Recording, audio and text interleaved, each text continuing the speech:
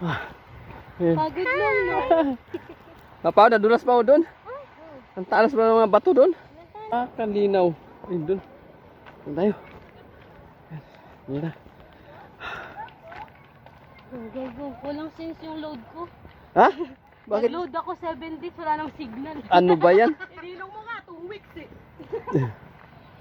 Bagas. Ayan. Ayun ang whirlpool. Wow! Ang ganda. Hihi! Ayan, palubog na yung araw. Ayan. Ah.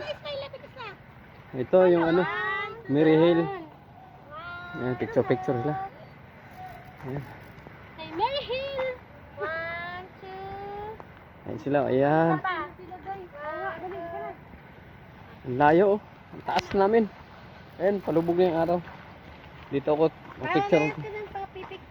Dito ako sa pinakatuktok. Ayan. Dito. Ayan. Dito na pinakatuktok guys. Ayan na. Oh my God.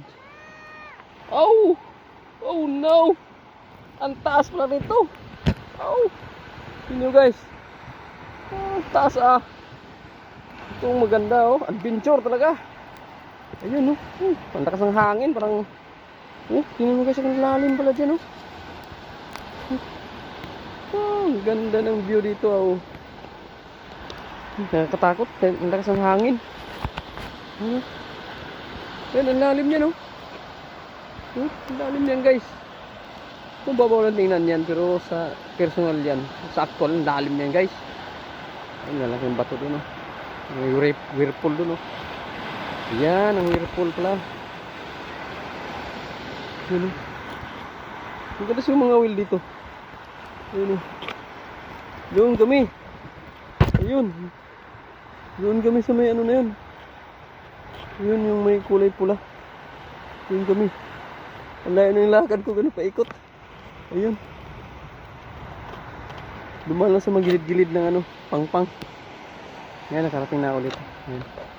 Oh, may resort doon. Ang ganda. Wow. Ano kayong pangalan ng resort dyan? Ayan oh. Wow.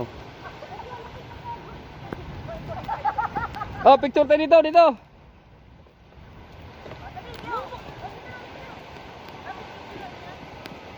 Dito, picture eh. Video yan eh.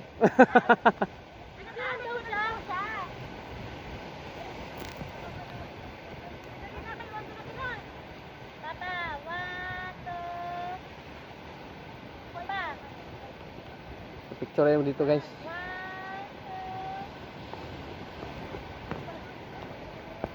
Narating ko yung whirlpool sa Mary Hill.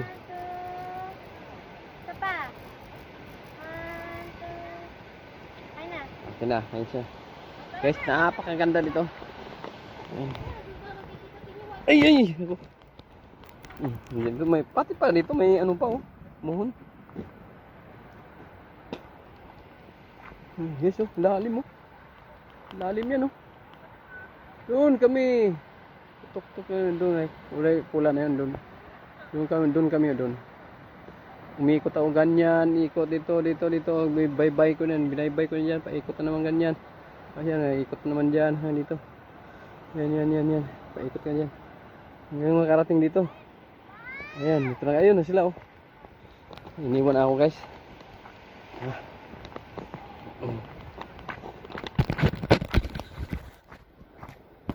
Ito guys, sa Mary Hills. Ayan guys.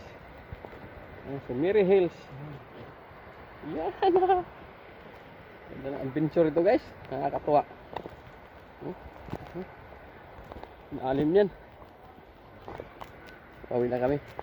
Balik na kami doon sa ano, sa aming cottage.